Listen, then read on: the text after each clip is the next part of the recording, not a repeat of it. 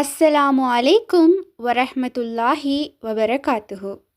இன்றைய பதிவில் நாம் பார்க்க இருப்பது ரஜப் மாதத்தில் ஓதிக்கொள்ள வேண்டிய ஒரு முக்கியமான சூறாவை பற்றித்தான் இன்ஷா அல்லாஹ் இன்றைய பதிவில் நாம் பார்க்க இருக்கின்றோம். இந்த சூறாவை குறிப்பாக ரஜப் மாதத்தில் ஓத வேண்டும் என்ற கட்டாயம் இல்லை. ஆனால் ரஜப் மாதமானது ஒரு புனிதமான மாதமாகும். அதில் நாம் நமது அமல்களினை அதிகரித்து கொள்ள வேண்டும். சூரா தௌபாவில் அல்லாஹ் பின்வருமாறு கூறுகின்றான்: அவற்றில் புனித மாதங்களில் உங்களுக்கே நீங்கள் அநீதி செய்யாதீர்கள்.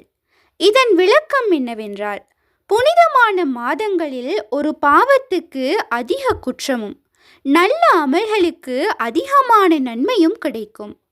ஆகவே ரஜப் என்பது புனித மாதங்களில் ஒன்று. அதனால் இந்த சூறாவை ஓதுவது சிறப்பான அமலாக காணப்படும். இந்த சூறாவானது எல்லா காலத்திலும் எல்லா சூழ்நிலைக்கும் பொருத்தமான அமல். இன்ஷா அல்லாஹ் ரஜப் மாதத்திலும் இதை ஓதினால் பலன் நிச்சயமாக கிடைக்கும். ஏன் குறிப்பாக இந்த சூறா என்றால், இந்த சூறாவுக்கு ஏராளமான மகிமையும் ஏராளமான வஜீஃபாக்களும் நிறைந்திருக்கின்றது. இந்த சூறா தௌஹீதை வலியுறுத்தும் ஒரு சூறாவாக இருக்கின்றது. அதனால் இதை ஓதுவதினால் பாவ மன்னிப்பு கிடைக்கின்றது.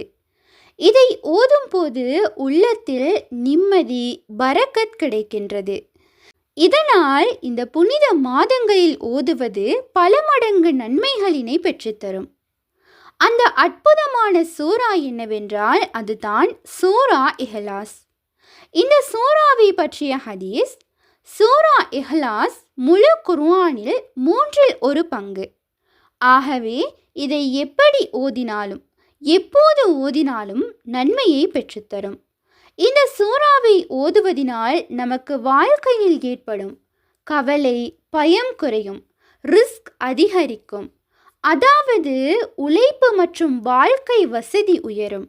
மேலும் துஆக்களை கபூலாக்கக்கூடிய ஒரு திறவுகோலாகவும் இந்த சூறா காணப்படுகின்றது. இந்த சூறாவினை பொருளை உணர்ந்து ஓதுவதினால் எம்முடைய ஈமான் வலுவாகும்.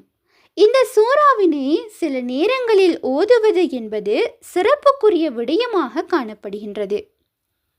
உதாரணமாக ஃபஜ்ர் தொழுகைக்கு பிறகு, மஹ்ரிப் தொழுகைக்கு பிறகு, மிகவும் சிறப்பாக தஹஜ்ஜுடைய நேரம், வெள்ளிக்கிழமைகளில், இன்னும் ரஜப் மாத இரவுகளில் ஓதலாம். மேலும் இந்த சூறாவினை ஓதுவதற்கு குறிப்பிட்ட எண்ணிக்கை என்று எதுவும் கிடையாது.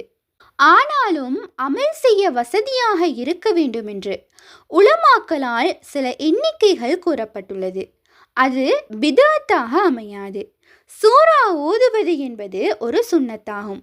அதிகமாக ஓதுவது அனுமதிக்கப்பட்டுள்ளது. எண்ணிக்கை வேண்டுமென்றால் 3 முறை ஓதிக்கொள்ளலாம். 3 முறை ஓதுவது தினசரி பரக்கத்தை பெற்றுத்தரும். 11 முறை ஓதலாம், பாவ மன்னிப்பை பெற்றுத்தரும். பெரிய ஹாஜத்துகள் இருந்தது என்றால் 33 முறை ஓதலாம்.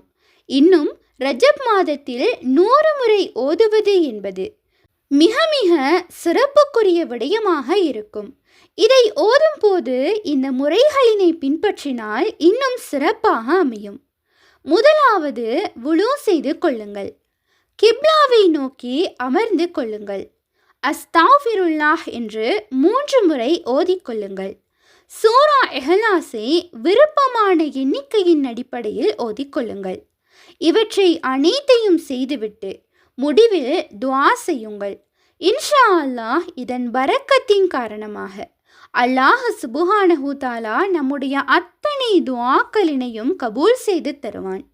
இதனை ரஜப் மாதத்தில் கட்டாயம் ஓத வேண்டும் என்று இல்லை. ஆனால் ஓதிக்கொள்வது என்பது மிக மிக சிறப்பானதாக இருக்கும்.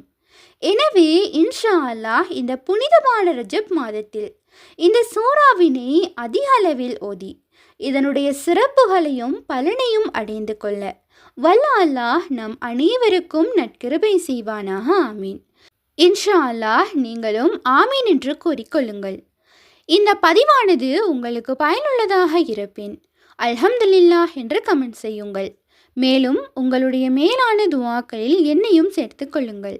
இன்ஷா அல்லாஹ் மற்றொரு பதிவில் சந்திப்போம்.